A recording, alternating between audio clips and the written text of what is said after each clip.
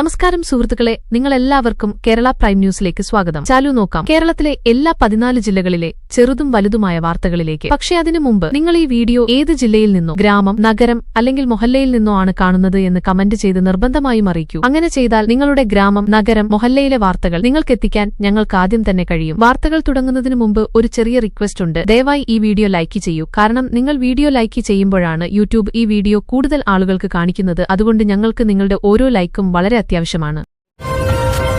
സംസ്ഥാന സർക്കാർ മുണ്ടത്തിക്കോട് പടക്ക വിസ്ഫോടനത്തിൽ ജീവൻ നഷ്ടപ്പെട്ടവരുടെ കുടുംബങ്ങൾക്കായി 14 ലക്ഷം രൂപ നഷ്ടപരിഹാരം പ്രഖ്യാപിച്ചിട്ടുണ്ട്. പ്രത്യേക മന്ത്രിസഭാ യോഗത്തിനിടയിൽ വിസ്ഫോടനത്തിൽ പരിക്കേറ്റ ഓരോ വ്യക്തിക്കും 2 ലക്ഷം രൂപ നൽകാനും സൗജന്യ ചികിത്സയും നൽകാനും തീരുമാനിച്ചതായി അറിയിച്ചു. രക്ഷപ്പെട്ടവരുടെ ചികിത്സയ്ക്ക് അധികൃതർ മുൻഗണന നൽകിയിട്ടുണ്ട്. അതേസമയം 14 പേർ ജീവൻ നഷ്ടപ്പെട്ട ഈ വിനാശകരമായ ദുരന്തത്തിൽ നിന്ന് സമൂഹം മുക്തമാകാൻ ശ്രമിച്ചുകൊണ്ടിരിക്കുകയാണ്. വരാനിരിക്കുന്ന തൃശൂർ പൂരം സംബന്ധിച്ച ഭാവി തീരുമാനങ്ങൾ എടുക്കുന്നതിനായി തൃശൂർ ജില്ലാ ഭരണകൂടം നാളെ ഒരു ഉന്നതതല യോഗം നിശ്ചയിച്ചിട്ടുണ്ട്. വിനാശകരമായ വിസ്ഫോടനത്തിന് പിന്നാലെ പരമേക്കാവ് ഗൊഫ് തിരുവമ്പാടി ദേവസ്വങ്ങളും പരമ്പരാഗത പടക്ക പ്രദർശനമില്ലാതെ ഉത്സവം നടത്താൻ ആഗ്രഹം പ്രകടിപ്പിച്ചിട്ടുണ്ട്. സുരക്ഷാ പ്രോട്ടോകോളുകൾ അന്തിമമാക്കുന്നതിനും സാംസ്കാരിക ആചാരങ്ങൾ പരമാവധി പൊതുസുരക്ഷ ഉറപ്പാക്കി നടത്തുന്നതിനുമായി മന്ത്രിമാരും ജില്ലാ കലക്ടറും യോഗത്തിൽ പങ്കെടുക്കും. പരമേക്കാവ് ദേവസ്വവുമായി ബന്ധപ്പെട്ട ഒരു പടക്ക നിർമ്മാണ യൂണിറ്റിന്റെ ഉടമയായ ബിനോയ് ജേക്കബിനെതിരെ പോലീസ് കേസ് രജിസ്റ്റർ ചെയ്തിട്ടുണ്ട്. അന്വേഷണത്തിൽ നിയമപരമായി അനുവദിച്ച പരിധിയേക്കാൾ വളരെ കൂടുതലായ അളവിൽ സ്ഫോടകവസ്തുക്കളും ഗൺപൌഡറും ഈ യൂണിറ്റിൽ സംഭരിച്ചിരുന്നതായി കണ്ടെത്തി. മുത്തലമാടയിൽ പ്രവർത്തിച്ചിരുന്ന ഈ യൂണിറ്റ് റവന്യൂ ഉദ്യോഗസ്ഥരും പോലീസും ചേർന്ന് ഔദ്യോഗികമായി സീൽ ചെയ്തു. ആർച്ച് ബിഷപ്പ് വർഗീസ് ചക്കലക്കലിന്റെ നേതൃത്വത്തിലുള്ള കേരള മേഖലാ ലാറ്റിൻ കത്തോലിക്ക കൌൺസിൽ തൃശൂരിൽ നടന്ന പടക്ക ദുരന്തത്തിൽ ആഴത്തിലുള്ള ദുഃഖം രേഖപ്പെടുത്തി. മതപരവും സാംസ്കാരികവുമായ ഉത്സവങ്ങളിൽ സ്ഫോടകവസ്തുക്കളുടെ ഉപയോഗവുമായി ബന്ധപ്പെട്ട് സർക്കാർ കൂടുതൽ കർശനമായ നിയമങ്ങൾ നടപ്പാക്കണമെന്ന് കൌൺസിൽ ആവശ്യപ്പെട്ടു. പരമ്പരകൾ പ്രധാനമാണെങ്കിലും മനുഷ്യജീവിതത്തിന്റെ പരിശുദ്ധതയ്ക്ക് എല്ലായ്പ്പോഴും പരമോന്നത മുൻഗണന നൽകണമെന്നും അവർ ഊന്നി. ജർമ്മനിയിലെ മ്യൂണിക്കിൽ ഫാദർ ജിജു കിലുക്കന്റെ മരണത്തിന് പിന്നാലെ അങ്കമാലി സമൂഹത്തിൽ ആഴത്തിലുള്ള ദുഃഖം നിലനിൽക്കുന്നു. 47 വയസ്സുള്ള ഈ വൈദികൻ ഉയർന്ന പഠനം നടത്തിവരികയായിരുന്നുവെന്നും റെയിൽവേ പ്ലാറ്റ്ഫോമിൽ നിന്ന് വീണതിനെ തുടർന്ന് മരണപ്പെട്ടതായും റിപ്പോർട്ടുകളുണ്ട്. അദ്ദേഹത്തിന്റെ ഭൌതികദേഹം നാട്ടിലെത്തിക്കുന്നതിനായി കേരളത്തിലെ സഭാ അധികാരികൾ ജർമ്മൻ അധികൃതരുമായി സഹകരിച്ചുകൊണ്ടിരിക്കുകയാണ്. കേരളത്തിലെ നിരവധി ഇടവകകളിൽ വൈദികരും സാധാരണ ജനങ്ങളും അദ്ദേഹത്തിന്റെ സേവനങ്ങൾ അനുസ്മരിക്കുന്നു. കേരള സംസ്ഥാന ലോട്ടറി വകുപ്പ് ഇന്ന് ധനലക്ഷ്മി DL 49 നറുക്കെടുപ്പിന്റെ ഫലങ്ങൾ പ്രഖ്യാപിച്ചു. 1 കോടി രൂപയുടെ ഒന്നാം സമ്മാനം പാലക്കാട് ജില്ലയിലെ ഒരു ഭാഗ്യവാൻ ടിക്കറ്റുടമയ്ക്ക് ലഭിച്ചു. വേനൽക്കാല പ്രമേയത്തിലുള്ള ലോട്ടറി പരമ്പരയിൽ പൌരന്മാർ വലിയ തോതിൽ പങ്കെടുത്തതിനാൽ ഈ പ്രത്യേക നറുക്കെടുപ്പിന് വലിയ വിൽപ്പനയുണ്ടായി. വിജയികൾ അവരുടെ നമ്പറുകൾ ഔദ്യോഗിക മാർഗങ്ങളിലൂടെ സ്ഥിരീകരിക്കാനും നിർദ്ദിഷ്ടമായ 30 ദിവസത്തിനുള്ളിൽ സമ്മാനം കൈപ്പറ്റാനും ഉപദേശിച്ചിട്ടുണ്ട്. മുണ്ടത്തിക്കോട് വിസ്ഫോടനത്തിന് പിന്നാലെ 11 പേർ ഇപ്പോഴും ആശുപത്രിയിൽ ചികിത്സയിൽ തുടരുന്നതായി തൃശൂരിലെ ആരോഗ്യ ഉദ്യോഗസ്ഥർ സ്ഥിരീകരിച്ചു. ഇവരിൽ 5 പേരുടെ നില ഗുരുതരമാണ്. പുരോഗമിച്ച ബേൺ കെയറും മാനസിക പിന്തുണയും നൽകുന്നതിനായി പ്രത്യേക മെഡിക്കൽ ടീമുകളെ നിയോഗിച്ചിട്ടുണ്ട്. ജില്ലാ കലക്ടർ ഇന്ന് ആശുപത്രി സന്ദർശിച്ച് പരിക്കേറ്റവരുടെ പുരോഗതി വിലയിരുത്തുകയും അവരുടെ ചികിത്സയ്ക്കും പുനരധിവാസത്തിനും ആവശ്യമായ ചെലവുകളിൽ യാതൊരു കുറവും ഉണ്ടാകില്ലെന്ന് കുടുംബങ്ങളെ ആശ്വസിപ്പിക്കുകയും ചെയ്തു. കേരള നിയമസഭാ തെരഞ്ഞെടുപ്പ് ഫലങ്ങൾ മെയ് 4-ാം തീയതി പ്രഖ്യാപിക്കാനിരിക്കെ രാഷ്ട്രീയ പാർട്ടികൾ ആന്തരികമായ ശക്തമായ ചർച്ചകൾ ആരംഭിച്ചിട്ടുണ്ട്. ഏപ്രിൽ 9-ാം തീയതി നടന്ന വോട്ടെടുപ്പിൽ രേഖപ്പെടുത്തിയ ഉയർന്ന വോട്ടിംഗ് ശതമാനം പ്രധാന മുന്നണികൾക്കിടയിൽ ശക്തമായ മത്സരം സൂചിപ്പിക്കുന്നു. അന്തിമ ഫലങ്ങൾ കണക്കാക്കുന്നതിനായി പാർട്ടി നേതാക്കൾ ബൂത്ത് തലത്തിലുള്ള കണക്കുകൾ വിലയിരുത്തിക്കൊണ്ടിരിക്കുകയാണ്. പുതിയ നിയമസഭ രൂപീകരിക്കുന്നതുവരെ കാര്യനിർവാഹക സർക്കാർ ദൈനംദിന ഭരണകാര്യങ്ങൾ നിർവഹിച്ചുവരുന്നു.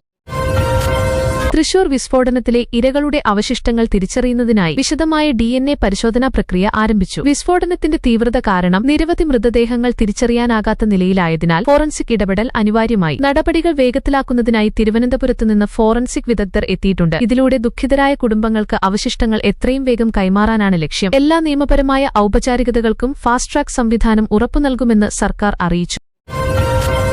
തൃശൂർ പൂരം നടത്തിപ്പുമായി ബന്ധപ്പെട്ട് പ്രധാന പങ്കാളികളുടെ യോഗം സംഘടിപ്പിക്കാൻ ജില്ലാ ഭരണകൂടത്തിന് കേരള ഹൈക്കോടതി അനുമതി നൽകിയിട്ടുണ്ട്. സാംസ്കാരിക പാരമ്പര്യങ്ങൾ നിലനിർത്തേണ്ടതുണ്ടെങ്കിലും സുരക്ഷയിൽ യാതൊരു വിധത്തിലുള്ള വിട്ടുവീഴ്ചയും ഉണ്ടാകരുതെന്ന് കോടതി ഊന്നിപ്പറഞ്ഞു. സമീപകാല അപകടങ്ങൾക്ക് പിന്നാലെ ഉത്സവ മാർഗനിർദ്ദേശങ്ങളിൽ വ്യക്തത ആവശ്യപ്പെട്ടുള്ള ഹർജിയിലാണ് ഈ ഉത്തരവ് വന്നത്.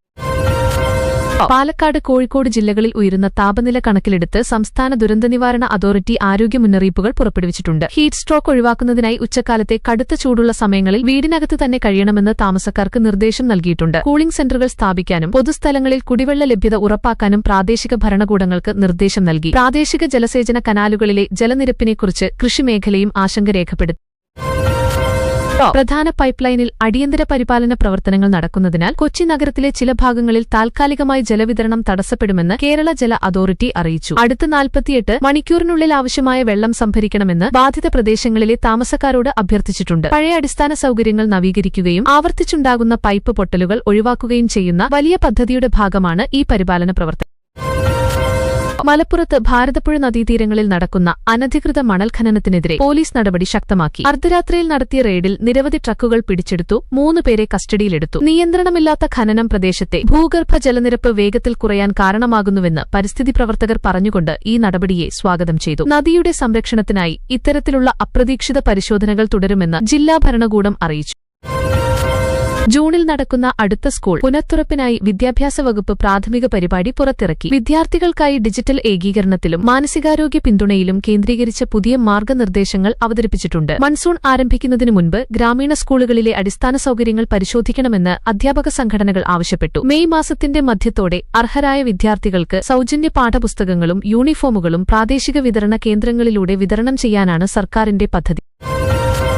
ഈ വർഷത്തിന്റെ ആദ്യപാദത്തിൽ ചരക്ക് ഗതാഗതത്തിൽ ശ്രദ്ധേയമായ വർധന രേഖപ്പെടുത്തിയതായി കൊച്ചിൻ പോർട്ട് അതോറിറ്റി അറിയിച്ചു. അന്താരാഷ്ട്ര കണ്ടെയ്നർ ട്രാൻസ്ഷിപ്മെന്റ് ടെർമിനലിന്റെ വികസനമാണ് ഈ വളർച്ചയ്ക്ക് പ്രധാന കാരണമെന്നു വിലയിരുത്തുന്നു. ഈ പ്രവണത തുടരുമെന്നും അതിലൂടെ കൊച്ചി ദക്ഷിണേഷ്യയിലെ ഒരു പ്രധാന സമുദ്രകേന്ദ്രമായി ഉയരുമെന്നും ഉദ്യോഗസ്ഥർ പ്രതീക്ഷ പ്രകടിപ്പിച്ചു.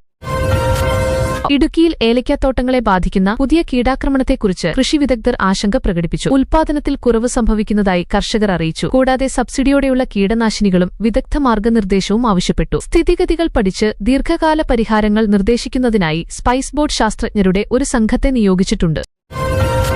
കേരള സംസ്ഥാന road transport corporation Thiruvananthapuram Kollam റൂട്ടിൽ 10 പുതിയ ഇലക്ട്രിക് ബസ്സുകൾ ആരംഭിച്ചു. പൊതുഗതാഗതത്തിന്റെ കാർബൺ പുറന്തള്ളൽ കുറയ്ക്കാനും ഹരിത ഊർജ്ജത്തിലേക്ക് മാറാനും ലക്ഷ്യമിട്ട സർക്കാരിന്റെ പദ്ധതിയുടെ ഭാഗമാണ് ഈ നടപടി. സുഖകരമായ യാത്രയും കുറഞ്ഞ ശബ്ദ നിലവാരവും ചൂണ്ടിക്കാട്ടി യാത്രക്കാർ ഈ നീക്കത്തെ സ്വാഗതം ചെയ്തു. വയനാട്ടിലെ ഒരു യുവാവിനെ ഫ്ലാഷ് ഫ്ലഡിൽ കുടുങ്ങിയ ഒരു കുടുംബത്തെ രക്ഷിക്കാൻ നടത്തിയ ധീരമായ ശ്രമത്തിന് പ്രശംസിച്ചു. ഉയരുന്ന വെള്ളപ്പൊക്കത്തെ അവഗണിച്ച് അടിയന്തര സേവനങ്ങൾ എത്തുന്നതിനു മുമ്പ് അദ്ദേഹം കുടുങ്ങിയവരെ സുരക്ഷിത സ്ഥാനത്തെത്തിച്ചു. പ്രാദേശിക പഞ്ചായത്ത് അദ്ദേഹത്തെ സംസ്ഥാനതല ധൈര്യ പുരസ്കാരത്തിനായി ശുപാർശ ചെയ്തു. ഉത്തര ജില്ലകളിൽ ഇക്കോ ടൂറിസം പ്രോത്സാഹിപ്പിക്കുന്നതിനായി ഗോഡ്സ് ഓൺ ഗ്രീനറി എന്ന പുതിയ പ്രചാരണം സംസ്ഥാന ടൂറിസം വകുപ്പ് ആരംഭിച്ചു. ഓഫ് ബീറ്റ് കേന്ദ്രങ്ങളും സുസ്ഥിര യാത്രാനുഭവങ്ങളും തേടുന്ന ആഭ്യന്തര സഞ്ചാരികളെയാണ് ഈ പ്രചാരണം ലക്ഷ്യമിടുന്നത്. ടൂറിസം മൂലം പ്രാദേശിക പരിസ്ഥിതിക്ക് ദോഷമുണ്ടാകാതിരിക്കാൻ പുതിയ ട്രെക്കിംഗ് പാതകളും ഹോംസ്റ്റേ മാർഗനിർദ്ദേശങ്ങളും അവതരിപ്പിച്ചിട്ടുണ്ട്.